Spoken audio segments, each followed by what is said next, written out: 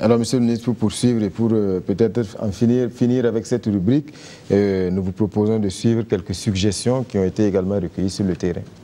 La proposition à faire, c'est de mettre en place une stratégie de formation des producteurs eux-mêmes en semencier pour qu'ils puissent, au lieu d'attendre tout régulièrement de l'État, qu'on puisse à notre niveau avoir des semenciers qui sont autonomes. Et l'appui sera à ce niveau maintenant, appuyer les semenciers pour qu'ils produisent la semence à la portée des producteurs.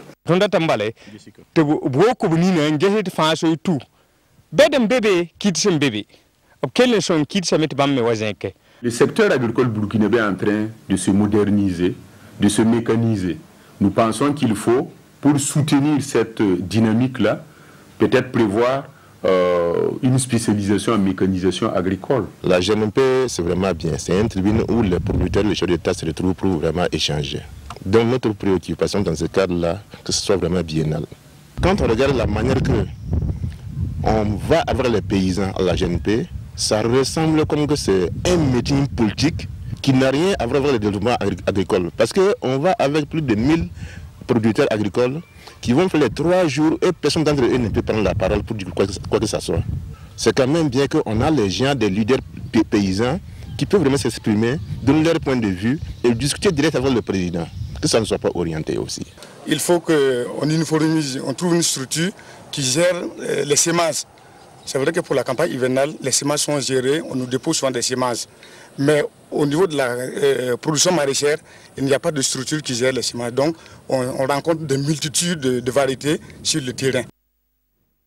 Voilà, Monsieur le ministre, beaucoup de suggestions. C'est sûr qu'on ne pourra pas toutes les évoquer. On peut peut-être retenir celle concernant la JNP, un producteur qui exprime donc peut-être son souhait de voir cette JNP devenir une biennale. Est-ce que à quelques jours de cette JNP qui s'ouvre le 11 à Kaya dans le centre-nord, c'est une suggestion qui pourrait avoir de l'écho? Oui, et il faut se dire que pour éviter que la JNP soit comme une foire, comme il le dit, où les gens viennent s'asseoir et puis faire 3 jours, nous avions commencé déjà à partir de 2016 à faire en sorte que les producteurs soient impliqués dans l'organisation même de la JNP. D'abord, à travers le thème qui est choisi, c'est les producteurs qui choisissent, à travers le pilotage des différentes commissions. Nous avons vu que toutes les commissions sont pilotées par les producteurs eux-mêmes, à l'exception de la sécurité, où ils n'ont pas les compétences, à l'exception de la commission santé et aussi à l'exception de la commission protocole. Alors, donc, il y a déjà une innovation à ce niveau qui permet à ce que les paysans puissent s'impliquer davantage dans le pilotage de la JNP. Maintenant, nous avons l'an passé, à cette même JNP 2016, sollicité qu'il y ait des innovations majeures pour l'organisation de la JNP. Effectivement, après cette JNP, nous avons mené une étude qui est là et que nous voulons discuter avec les producteurs parce que nous ne voulons pas qu'on dise que c'est le gouvernement qui a décidé qu'on doit faire ça. Et si nous avons voulu qu'à travers cette JNP, ce débat soit déposé sur la table et qu'on en discute. Est-ce que ça sera une biennale? Est-ce que ça sera un secrétariat permanent qui va gérer la JNP? Est-ce que ça sera un couple gouvernement-producteur? Toutes ces questionnements... En tout cas, on va discuter ensemble et on va décider de qu'est-ce qu'on fera de cette JNP qui est un événement qui profite et aux producteurs et au gouvernement. Alors tout de suite, on va ouvrir la deuxième grande rubrique dans cette émission.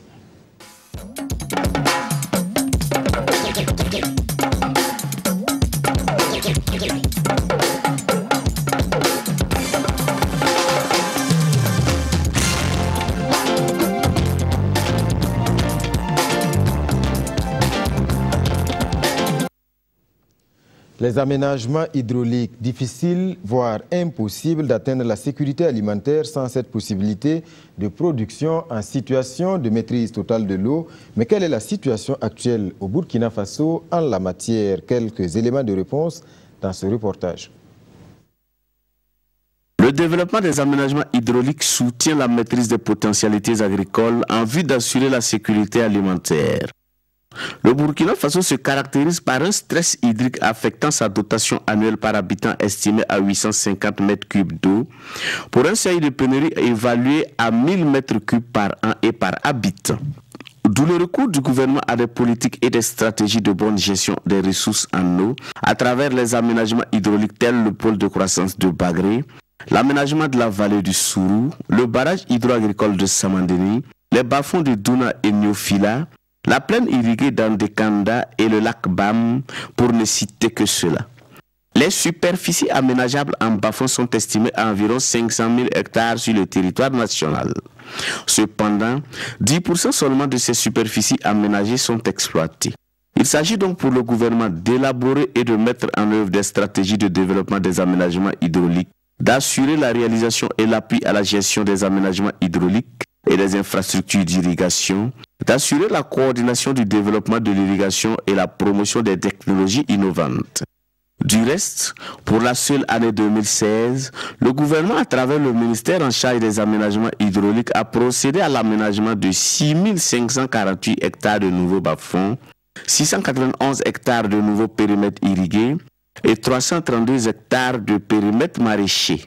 D'ici à l'horizon 2020, les actions du gouvernement porteront sur l'achèvement des ouvrages sur le Sourou, la réalisation du barrage hydro-agricole et hydroélectrique de Ouessa, la finalisation des études de faisabilité du recalibrage du limbe mineur du Nakambe et la restauration de ces ouvrages hydrauliques majeurs, notamment le lac Bam, les lacs Dem et Bourzanga, et l'actualisation des études de restauration des 3 barrages urbains de Ouagadougou.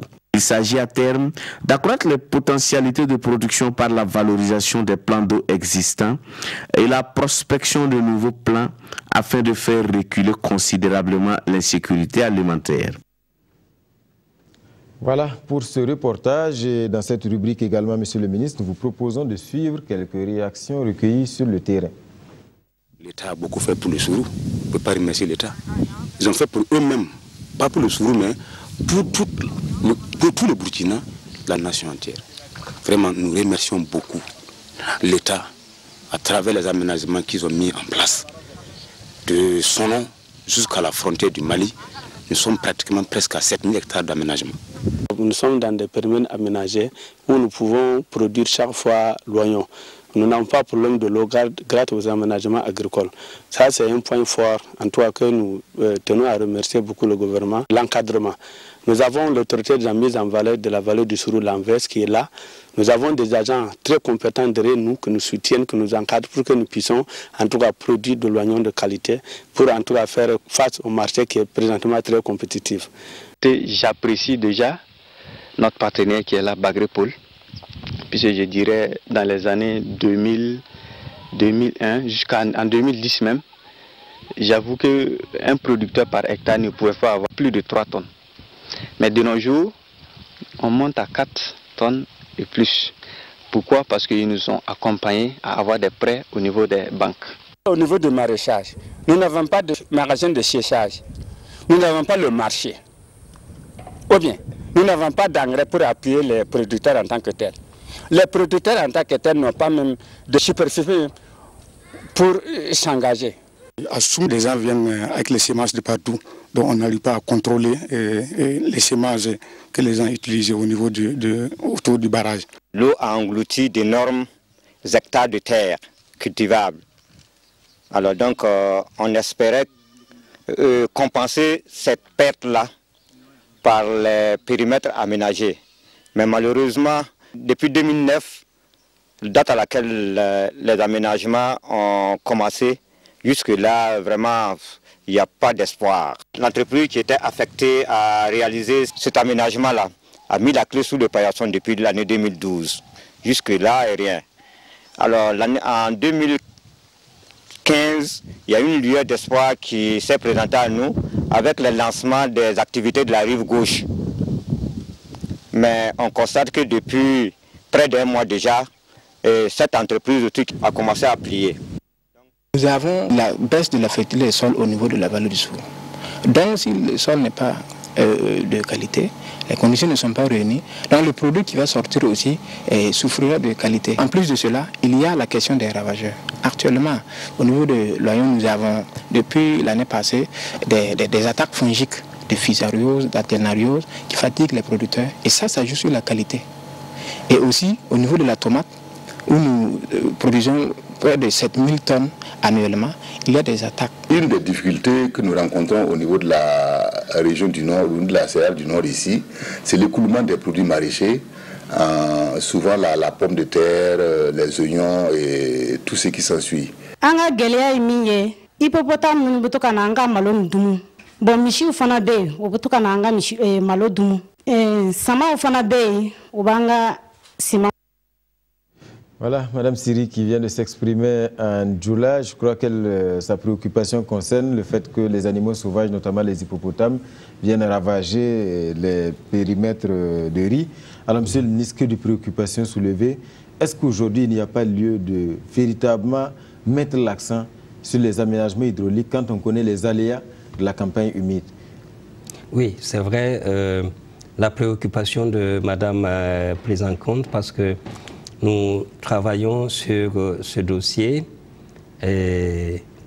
avec le ministère de l'Environnement. Vous savez bien que les hippopotames et les éléphants sont des animaux protégés, mais il faut se dire qu'au niveau de la plaine de Douna, le problème qui se pose, c'est que avec les aménagements, on avait fait des plantations et on a fait repousser un certain microclimat qui attire un peu les hippopotames qui, dans le temps, n'allaient pas sur les périmètres. Maintenant, c'est un problème. Mais nous avons essayé de discuter avec l'environnement pour créer des plantations de front qui permettent à ce que les hippopotames puissent être contenus dans leur marque et d'aller sur les aménagements. C'est un problème réel et nous savons que nous suivons le dossier avec le ministère de l'Environnement sur lesquels nous mettons tout l'accent parce que c'est nous-mêmes qui aménageons. Aujourd'hui, il y a un nouvel aménagement qui est en train de se faire. Nous sommes en train de réhabiliter le barrage de Douna avec de nouveaux périmètres. Dans ce cadre-là, nous pouvons résoudre un tant soit peu la question de ces hippopotames et de ces éléphants qui détruisent les productions avant terme.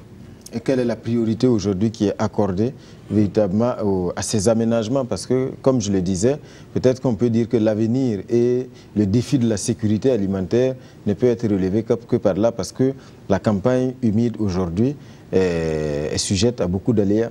Oui, la priorité, comme vous l'avez dit, c'est ces aménagements agricoles, parce que vous savez bien que, et vous l'avez même déjà dit, vous avez répondu même à la question, et il faut aller avec ces aménagements pour pouvoir faire des productions de saison sèche et des productions en campagne humide. On peut produire le riz en campagne humide, on peut faire le maraîchage en campagne sèche, on peut produire aussi du céréal, même en campagne sèche, ça se fait.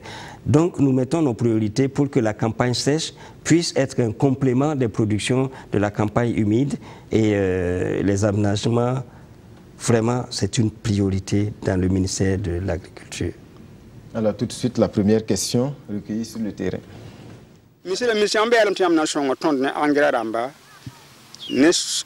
pomme de terre bouda ne wala matériel dam hondo wala comment on appelle machine dam yir kuma tir songo to dmenga la verma halan to kontare to pam yo kat bugo na am na songo tonde. Monsieur le ministre, vous avez vu une promesse donc, qui a été faite, qui tarde à venir et la préoccupation est soulevée. Qu'est-ce que vous répondez? Oui, en fait, il faut se dire que nous travaillons au niveau du ministère de l'Agriculture à satisfaire tous les besoins des producteurs. Malheureusement, nous sommes limités par les moyens. Et je vous prends un exemple.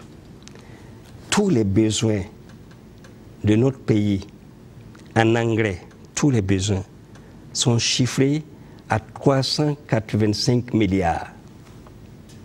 Rien que l'engrais. 385 milliards pour toutes les productions confondues, toutes les spéculations, que ce soit le coton, la production maraîchère, la production végétale et tout, 385 milliards. Ça fait beaucoup d'argent. Ça fait beaucoup d'argent. Et au niveau du ministère de l'Agriculture, nous, en 2015, avant 2015, il y avait au maximum 5 milliards qui ont été investis dans l'acquisition des engrais. En 2016, nous sommes arrivés à 9 milliards. Je parle des engrais, parce que si on peut tout l'accompagnement. Alors, donc, vous voyez, cet engrais, comme je l'ai dit, nous intervenons pour appuyer aussi bien les semences dont j'ai entendu parler, pour appuyer les producteurs vulnérables. Et cet engrais, l'engrais est subventionné à hauteur de 50%. On achète le sac sur le marché à 24 000 francs, le sac de NPK par exemple. Nous le cédons aux producteurs à 12 000 francs. Alors, la semence améliorée est subventionnée à hauteur de 90%. Et nous ciblons les producteurs vulnérables. Donc, vous voyez, quand on prend des besoins limités pour vouloir satisfaire tout le monde, c'est sûr qu'on ne peut pas satisfaire tout le monde. Monsieur le ministre, mais à l'échelle du gouvernement, est-ce qu'on ne peut pas dire que 9 milliards pour acheter les engrais, c'est encore perfectible, parce que c'est quand même 80% de la population qui sont dans ce secteur, qui nourrit la population et qui produit les richesses. Est-ce qu'il ne faut pas consentir... On a fait un pas quand même. En une année, on a fait un pas de 4 milliards de plus. Nous avançons. Aujourd'hui, nous sommes à 13 milliards pour la campagne. Mais donc, vous savez que tout est prioritaire. Ils ont posé le problème de semences, ils ont posé le problème de motopompes. Ils n'ont pas posé le problème de la mécanisation agricole où nous donnons chaque année 1000 charrues. Et nous donnons des animaux de trait pour ces charrues. Ils n'en ont pas évoqué. Mais en fait, tout est prioritaire, comme vous l'avez dit tantôt. Tout est prioritaire. Alors nous faisons ce que nous pouvons. Nous sommes sensibles aux préoccupations des producteurs. Nous avançons avec eux, mais le rythme est lent, mais nous sommes conscients de tous les enjeux. Monsieur le ministre, tout de suite, une autre question qui a été recueillie.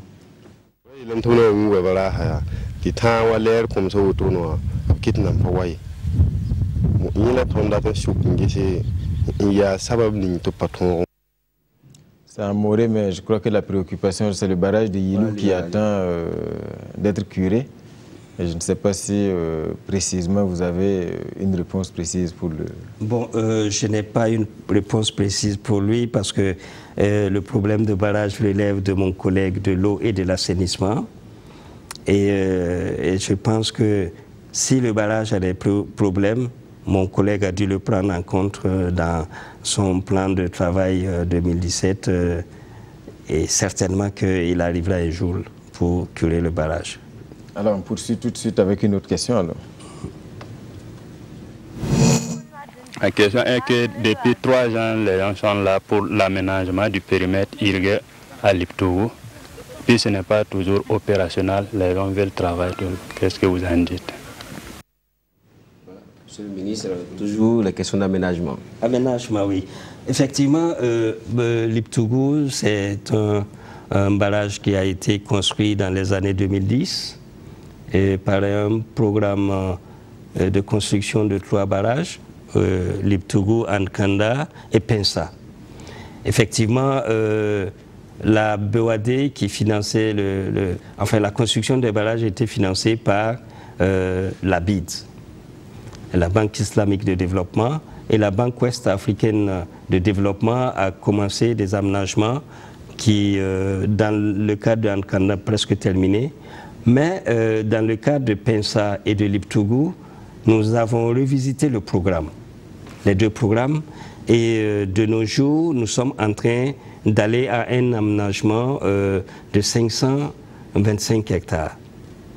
Et c'est dans ces aménagements qu'on prendra en compte le premier aménagement qui a commencé, qui n'a pas abouti, pour faire en sorte que tous ces aménagements puissent qu'on puisse commencer à les exploiter. Mais ce qui est plus intéressant dans le projet de Liptougou que nous sommes en train de négocier, on a déjà signé les conventions et il reste la ratification au niveau de l'Assemblée nationale, c'est que dans ces nouveaux projets, on va construire des magasins de stockage. Ça, c'est nouveau. Okay. Mais par rapport à la question du producteur, est-ce qu'il y a des échéances? Il y a des échéances. Bientôt, en 2017, les premiers aménagements finiront. Et maintenant, à partir de 2018, on démarre les nouveaux aménagements, les 500 hectares dont j'ai parlé pour les projets de Pensa et de Liptougou. Et en plus de cela, on va construire des pistes rurales de 93,5 km pour désenclaver, puisque j'avais suivi dans le reportage du Sourou que jusque-là, il y a des problèmes de désenclavement qui bloquent l'écoulement des produits. Avec ces nouveaux projets, nous résolvons en même temps et le problème de stockage et le problème d'écoulement des produits. C'est quelque chose de très important et je pense que les gens de Liptougou seront contents pour ce projet-là. Alors tout de suite, une autre question. À quel jour vous allez venir à Nanoro voir le barrage de Soum pour pouvoir accompagner les producteurs maraîchers? Vous êtes attendu à Nanoro? Oui, j'y serai parce que dans tous les cas, Nanoro est le barrage de Soum, c'est aussi notre préoccupation. Et justement, j'ai été interpellé à l'Assemblée nationale par les députés sur la question. Nous avons dit Nanoro nous tient à cœur. Et même, c'est un des projets aussi sur lesquels nous travaillons et qu'un dossier a été finalisé pour accompagner Nanoro avec 1008 hectares qui va leur permettre d'accroître la production et les surfaces cultivables. C'est quelque chose de très important. Vous savez que nous avons à cœur d'accompagner les producteurs. Et les barrages qui sont là et ont certaines difficultés, nous travaillons à relever ces difficultés avec eux. Okay. On sait aussi que dans plusieurs localités du Burkina, il y a des constructions de barrages qui sont en cours. Bientôt, il y a la saison des pluies qui s'annonce. Est-ce que Monsieur le ministre a une idée de l'évolution des travaux? Est-ce que également garantie peut être donnée que les ouvrages amorcés vont être livrés à bonne date? Bon, j'avoue que je ne peux pas trop parler des barrages qui sont en construction, puisque les projets Soum, Liptougou et autres, c'était des projets de l'ancien ministère de l'Agriculture et de la Sécurité alimentaire qui regroupait et le ministère de l'Eau et de l'Assainissement et le ministère de l'Agriculture. C'était des vieux dossiers qui sont restés à l'agriculture dont nous traitons pour relancer les différents projets. Mais pour ce qui est des constructions nouvelles, ces constructions relèvent du ministère de l'Eau et de l'Assainissement. Ça nous permet de vous poser la question justement, est-ce que cette séparation ne pose pas problème? Parce que, quoi qu'on dise, ce sont quand même les deux faces d'une même pièce qui aujourd'hui semblent assez cloisonnées, Monsieur le ministre, si vous ne pouvez pas donner des indications, alors que ça a une incidence forcément sur, en tout cas, les projets qui vous tiennent à cœur au niveau du ministère de l'Agriculture. Oui, mais dans tous les cas, c'est une question d'organisation. Nous sommes, mon collègue et moi, nous sommes dans le même bâtiment. Nous avons les projets qui sont liés. Nous travaillons en étroite collaboration pour qu'il n'y ait pas un cloisonnement, comme vous le dites. Maintenant, chacun suit dans son domaine ce qu'il doit suivre. C'est pour ça que j'ai dit que je ne peux pas avancer des éléments du ministère de l'Eau. Je peux échanger avec mon collègue pour voir, parce que quand il y a des aménagements, je prends le cas de Samandeni. Samandeni, bientôt c'est la mise en eau du barrage, ça a été piloté par le ministère de l'Eau. Dans le mois de juin, la mise en eau du barrage se fera, et à partir de là, le ministère de l'Agriculture prend la deuxième phase du projet qui sont les aménagements. Donc nous travaillons en étroite collaboration et à notre niveau, nous, on ne sent pas de cloisonnement. Si vous le percevez, nous, on ne le perçoit pas. Ok, Monsieur le ministre, dans cette rubrique des aménagements, une dernière question.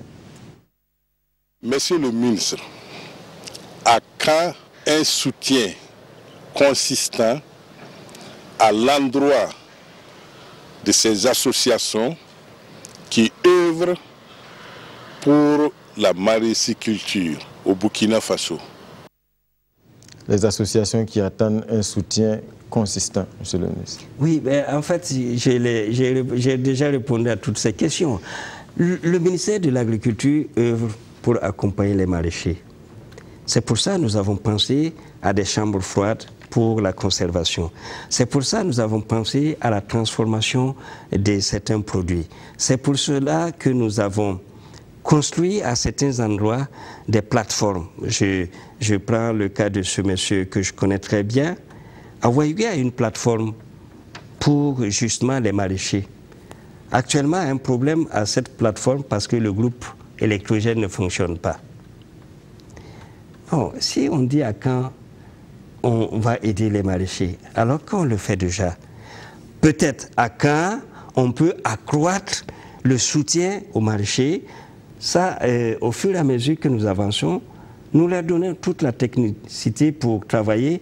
Nous les accompagnons dans le choix des semences, nous les accompagnons dans l'encadrement technique pour les paquets technologiques que nous mettons en place. Et je pense quand même que le ministère fait son travail. Le ministère est déconcentré jusqu'aux communes.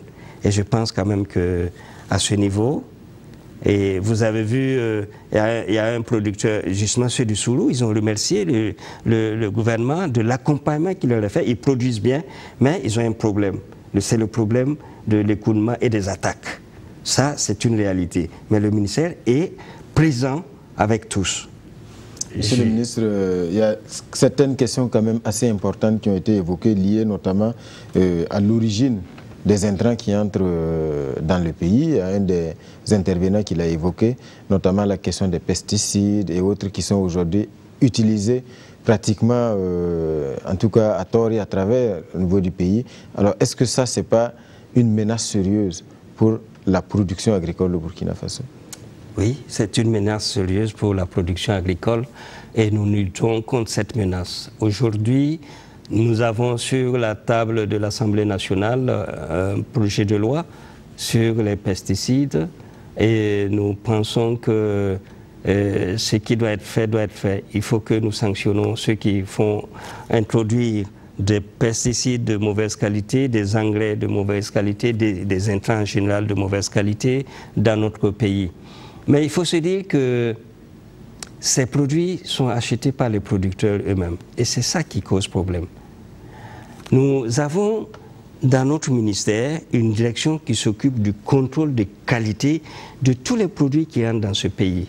On a même un laboratoire.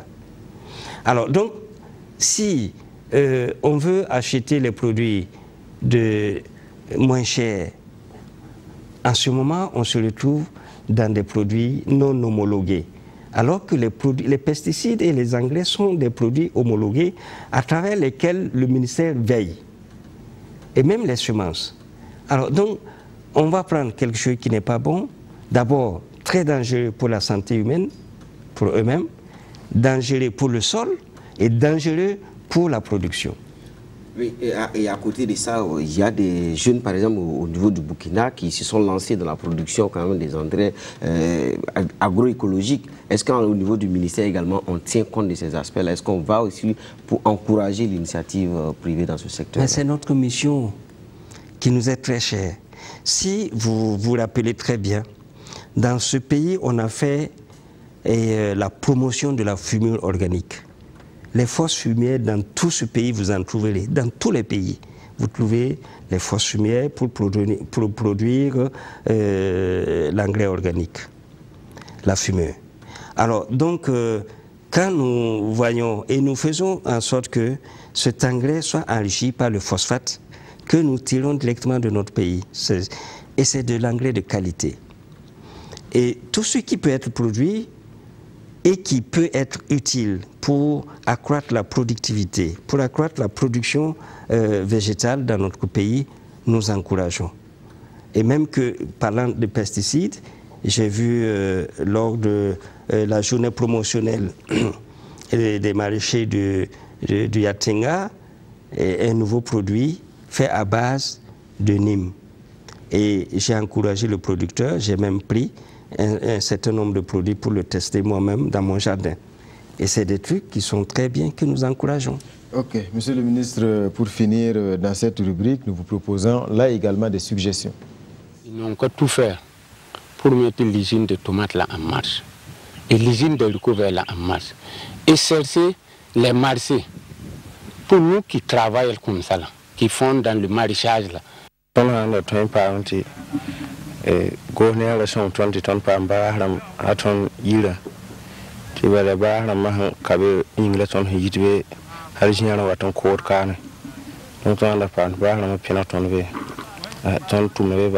L'un des engagements de l'État envers le MCA était la restructuration de l'Invest parce qu'on constate que son statut ne cadre pas avec ses missions actuelles. Donc il faut vraiment une restructuration de l'Invest qui est un des engagements que l'État avait pris envers le MCA. Il faut aussi vraiment qu'on réhabilite les 3812 hectares qui sont vraiment carrément dégradés. Et si au besoin on a encore de nouveaux aménagements parce que dans le cadre du PNDS, il est prévu 6512 hectares qui sont toujours des nouveaux périmètres à aménager. Et ça nous permet de désengorger, en tout cas, les nombreuses sollicitations que nous enregistrons aujourd'hui. Vraiment, nous avons besoin d'engrais subventionnés. Voilà, plus à défaut d'engrais, on n'arrive même pas à suivre le calendrier culturel. Et aussi, vraiment, la plaine, le Bagré-Paul est là, oui. Mais on a toujours besoin de l'entretien, puisque le barrage commence à tarir.